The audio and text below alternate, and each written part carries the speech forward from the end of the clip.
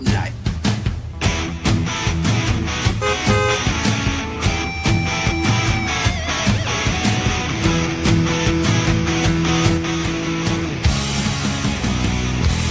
It's Friday Night Live with Vince, pregame, postgame show. Your destination for top high school previews and wrap-ups with Vince and his team. Buckle up and hang on for Friday Night Live.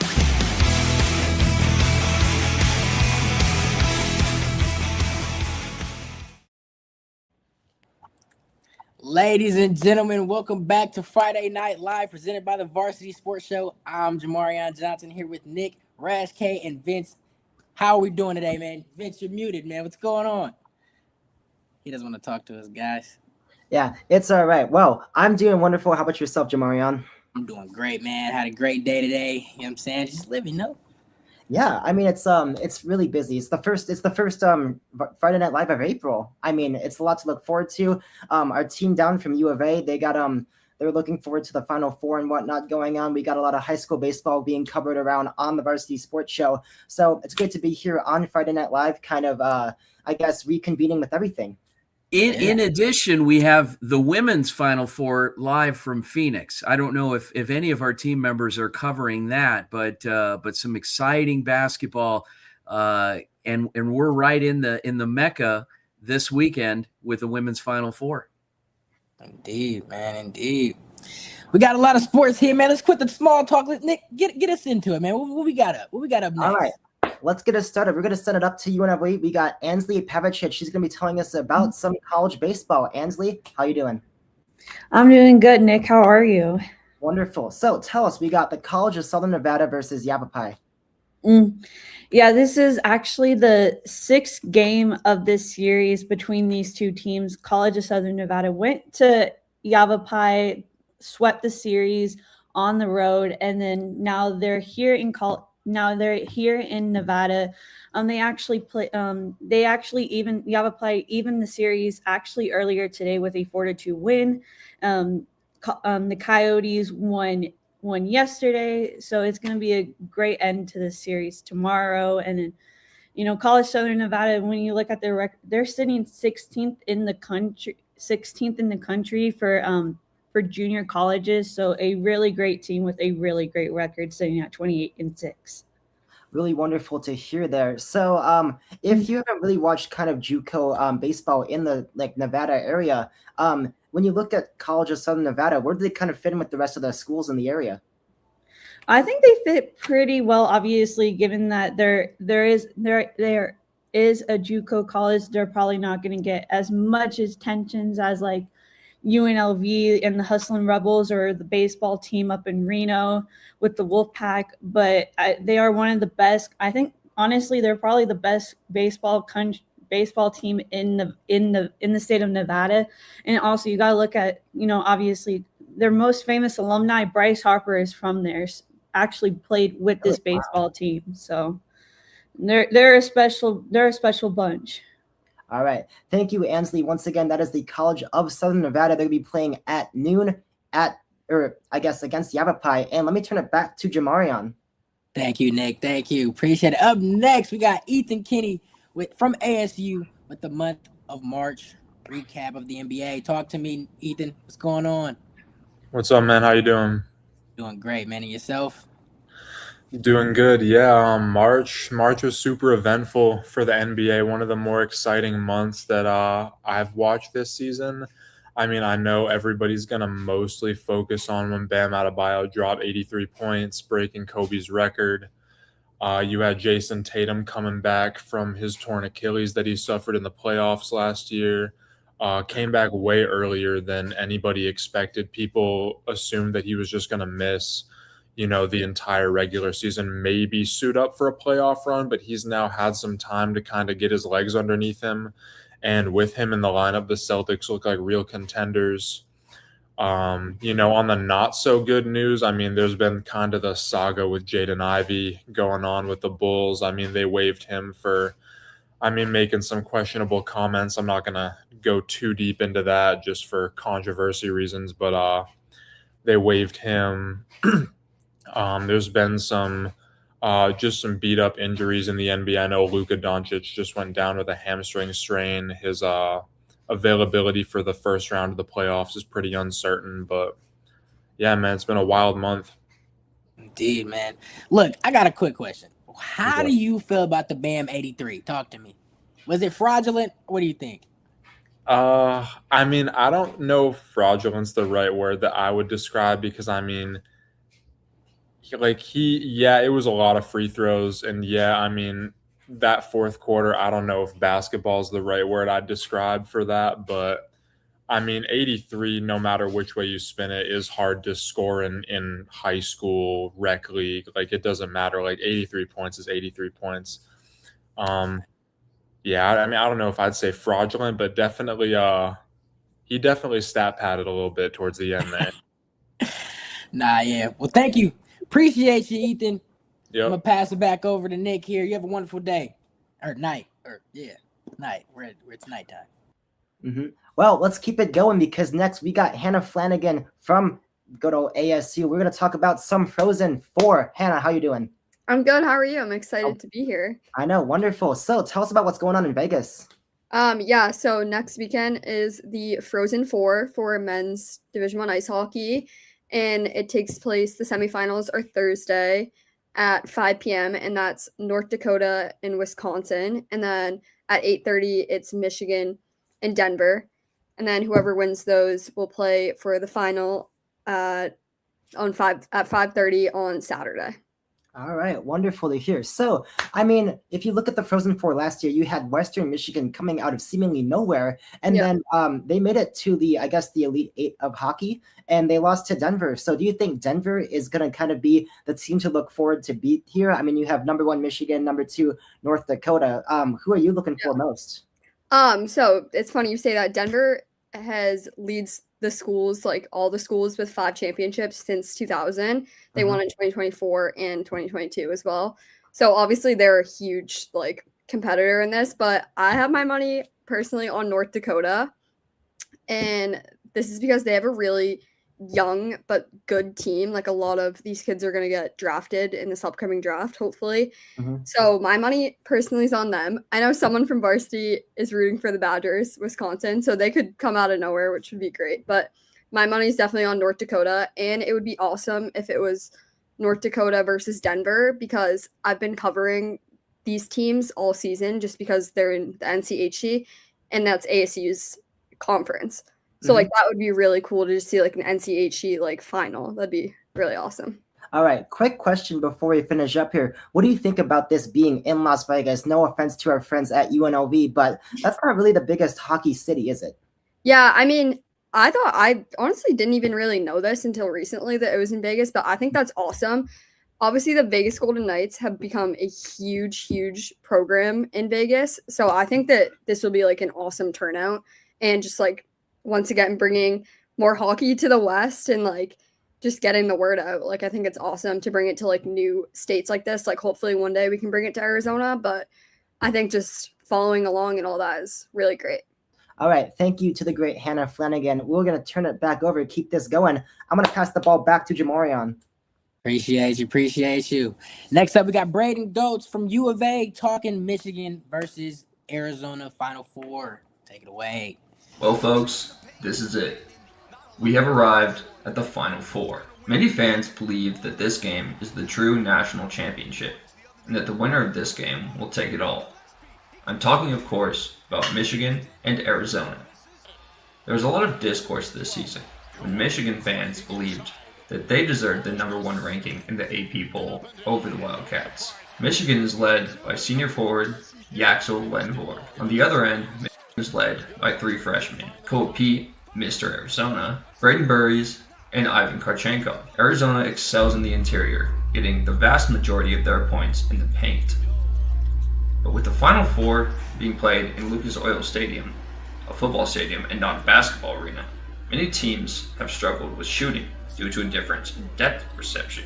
I don't really foresee this being an issue for either of these teams, as they play similar styles, getting a lot of buckets inside.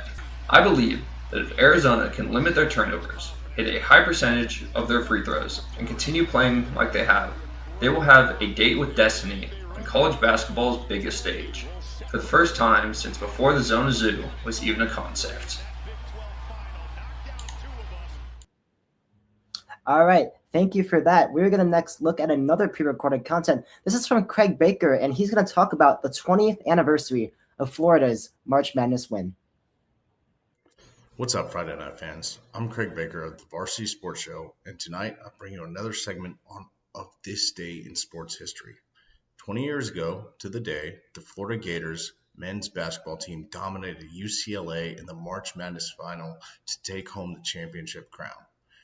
This team moonwalked through the tournament, dominating everybody, featuring future NBA stars such as Joakim Noah and Al Horford, all coached by current Chicago Bulls head man Billy Donovan.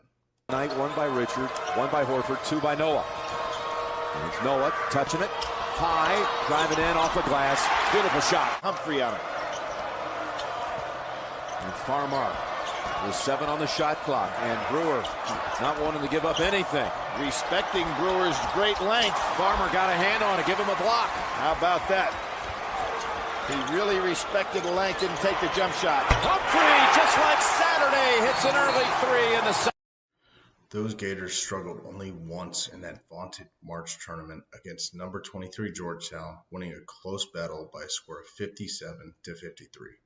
After that, they went on an utter rampage, dominating successive opponents, Villanova, George Mason, and finally UCLA, winning all 3 with a combined point differential of 44. What a performance. The Gators, as good as it gets. Florida's the national champion.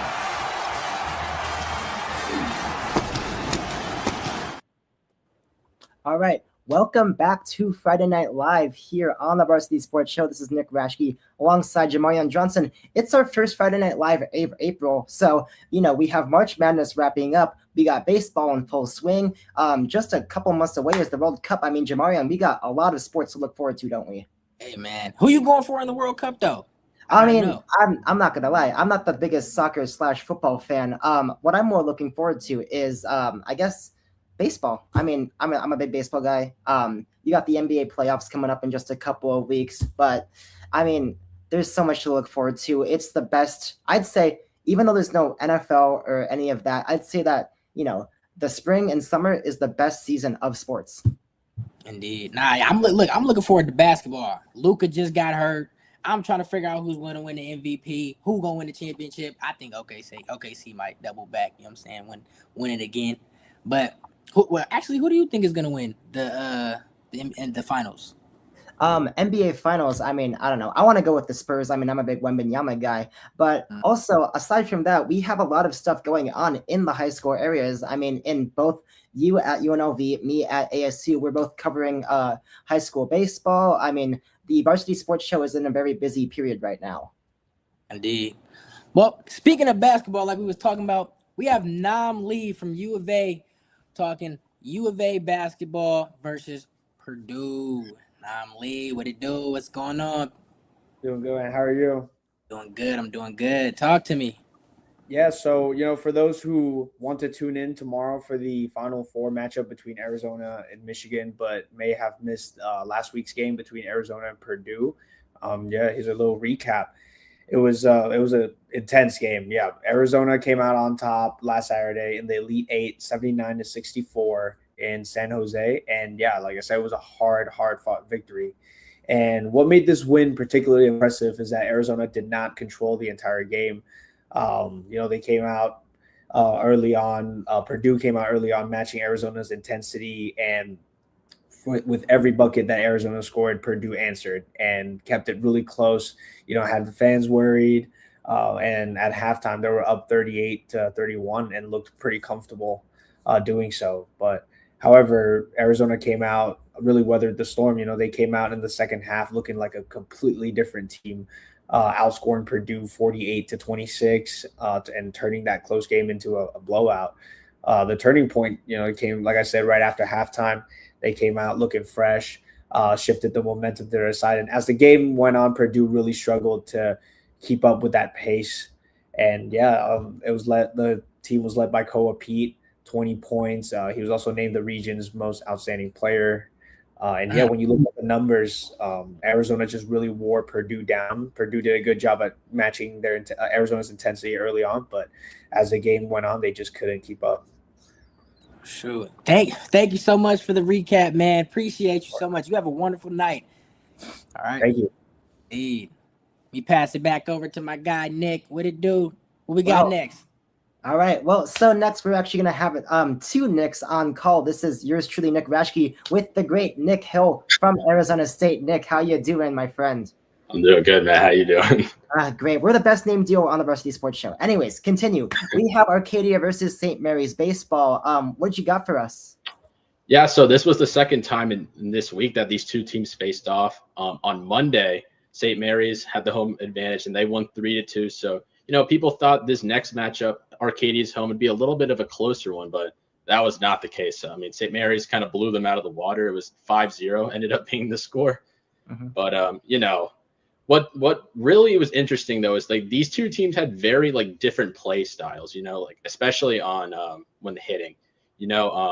St. Mary's, they were very aggressive. Like they were not afraid to go for the swing, But Arcadia, yeah, they really they only tried to go within the count. Like they were not really taking chances at swinging. But what's interesting is St. Mary's, they are very aggressive at stealing bases. During this game, they had about 67 stolen bases total, so I mean that's literally double or more than double the amount that Arcadia had in that before the game happened. But I will say, it's really came down to St. Mary's pitcher. I give Sean Berry a lot of credit. He had 10 total strikeouts that game, so I mean he was the main I don't even think Arcadia got past second base in this entire game. So it was mostly 1-0 for majority of the game, but once we got towards the seventh inning, it's kind of got out of hand. That's when they St. Mary scored 3 hits in one inning. It's kind of when Arcadia switched pitchers, so that's the main reason why they kind of fell apart. All right, Nick, thank you so much for that. Once again, he was talking about some high school baseball in the Valley. I'm going to switch it to Jamarion. He didn't take us to the MLB level. I thought we were the dynamic duo, man. What happened? I thought we were, you know what I'm saying? You said you and Nick were the best duo. We have great chemistry in this wonderful show. Man, I'm offended. All right, take it away. Now, next we have Thomas Gabo from UNLV. Talk to me, Thomas. What it do? Yeah, J-Mo, I think we're the dynamic duo, bro. But yeah, we're going to talk some baseball. We got baseball back in full swing. Last year's NL, Paul Skeens and AL's Tarek Skubal won the Cy Young Award. But I'm just going to get into who could win it this year about a week into the season. So the Yankees actually got 2 pitchers. And I know you're a Giants fan. And, they tore them up opening day on Netflix. But, yeah, Max Fried and Cam Schlittler of the Yankees. They are both 2-0 on the season. Cam Schlittler, 8 strikeouts, and 5.1 innings pitched against the Giants. And, another former Cy Young winner in 2022, Sandy Alcantara, is making his case. He's 2-0 on the season and threw a Maddox complete game under 100 pitches. So a couple of days ago and struck out 7. So, but yeah, another guy, Emerson Hancock on the Mariners, who struggled in 2025, started his season with a 9 strikeout performance for the Mariners, and the Mariners have a really good rotation. But, he's rightfully so making his name in that. And, he also allowed no hits through 6 innings and walked 1. But I'm still going to go with my guy, Paul Skeens, to win the Cy Young Award. Go Pirates, that's for sure. Oh, no. Giants, man. You already know it's the Giants, man. But look. I got one question. I know it's early, right? But who is your prediction? We're gonna take note of this. Who's your prediction to win the World Series right now, if you had to pick? To win the World Series, it's gonna be the Dodgers, like it is the last couple of years, bro. They got a payroll, bro. I'm saying they're paying to win. It's just pay to win. It's like Madden, Ultimate Team. Thank you so much, Thomas. You have a wonderful night. All right, my guy. See you in class. Yeah, I will. Yes, sir. Indeed. Next up, we have Amaya Lucero talking UNLV the 2029 Super Bowl in Las Vegas. It's Amaya Lucero from UNLV with the Varsity Sports Show, telling you how Las Vegas is getting yet another Super Bowl in 2029. The main announcement, and we're thrilled to announce that Super Bowl 63 in 2029 has been awarded unanimously by the NFL owners to the city of Las Vegas. Clearly, Super Bowl 58 in Las Vegas was a tremendous success. Every element of that. You heard that right. Las Vegas is officially getting another Super Bowl, marking the second time in just 5 years that the game will be played at Allegiant Stadium. Get ready. It's time for your next life-changing, unforgettable moment. Because the greatest sporting event is coming to the greatest arena on earth. The city made a strong impression during its first Super Bowl in 2024, earning praise for its ability to handle massive crowds, events, and logistics. From packed hotels to nonstop entertainment across the Strip, the NFL generated over $314 million in ticket sales and over $1 billion in total economic impact for the Las Vegas economy. All right, welcome back to Friday Night Live presented by the Varsity Sports Show. We got just a little bit left to go. And, well, Final Four is this weekend. We got Indianapolis for the men's, Phoenix for the women's. So we're going to let Arizona State's Johnny Fogel take it away with previews of both. Transitioning to Indianapolis on Saturday for the men's Final Four, in addition to Monday night where the championship game will also be played in Indianapolis in Lucas Oil Stadium.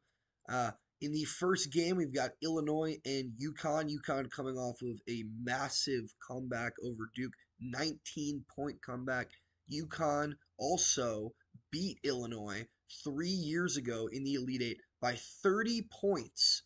So Illinois looking for some revenge. I do not think they're going to get it. I think Illinois has a better roster, top to bottom. Everybody can hit threes. Everybody can hit free throws. But Dan Hurley has something. There's just something in the water in UConn. Huskies are going to win this game. On to the next game. The Wolverines will take on Michigan. I think this is a little bit of the mini national championship game. Just if you look at the metrics, these are the two best teams left. I'm taking Arizona because I think they're going to attack Morez Johnson on Michigan a extreme amount, and I think that's going to be the difference in this game. I've got Arizona advancing to play UConn in the national championship game, and I'm thinking the Wildcats, but I just can't pick against Dan Hurley. UConn gets it done. Third national championship in their last 4 tries. Dan Hurley, how about it? The Huskies do it again. This has been Johnny Fogel for the Varsity Sports Show. Coach, do you feel like the team is done this year? I just think we're in year 2 of a rebuild, man. Like, this isn't the way UConn's looked. We're on our way back. You know, people better get us now. That's all. You better get us now. Because it's coming.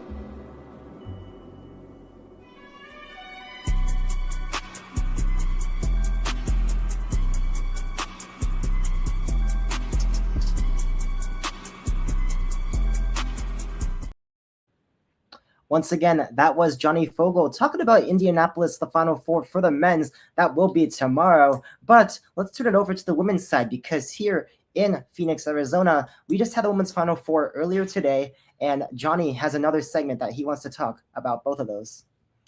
This is Johnny Fogel for the Varsity Sports Show with your women's Final Four preview right here in Phoenix. The semifinals tip off Friday with the national championship on Sunday night.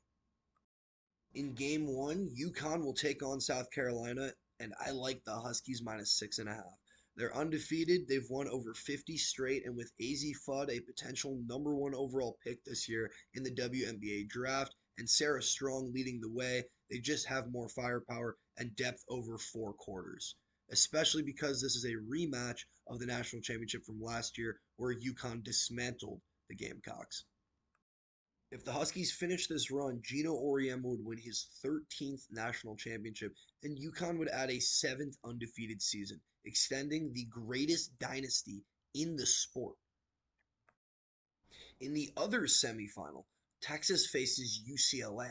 and I like the Longhorns -1.5. Madison Booker and Rory Harmon lead a physical Texas team that has already beaten the Bruins this season, and their defense will be the difference. They forced 20 turnovers in that first meeting. When it's all said and done, I've got the Huskies and the Longhorns advancing, and I'm taking UConn to win their 13th national championship because they do not have a weakness. They've already beaten the best teams, and with Azzi Fudd and Sarah Strong, they will be able to win in any style. This has been Johnny Fogel for the Varsity Sports Show. And welcome back to Friday Night Live, presented by the Varsity Sports Show. Vince DeLisio, Nick Ratchke, and Jamarion Johnson. Well, we can't get them all right, but anyway, great show tonight, guys. What are your plans this weekend? Oh, me? Might go roller skating. You know what I'm saying? Really? Roller Wow. skating. Oh, Yeah, okay. I'm actually really nice at it. Y'all see it on Instagram too. 4 wheels or 2? Four. Gotta go forward, man. Gotta Okay. go forward. Throwback. Wow. Okay.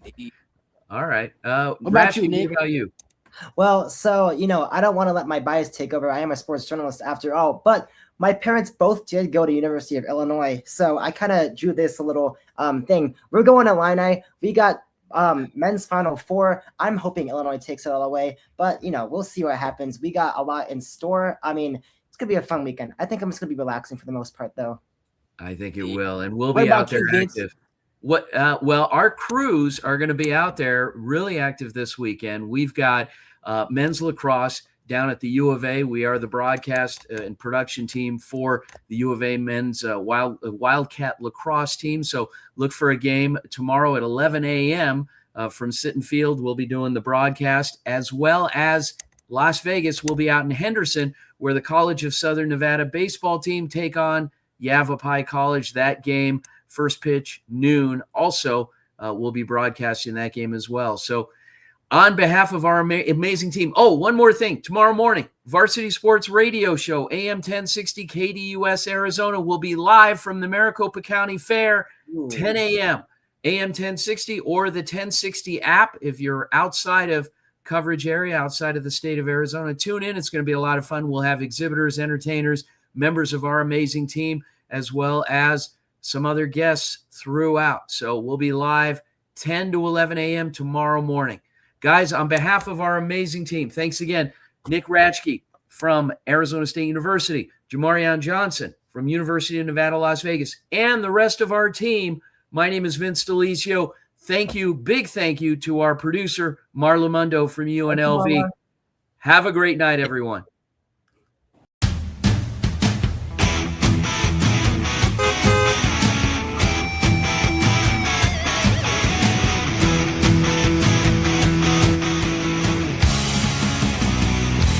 It's Friday Night Live with Vince, pregame, postgame show.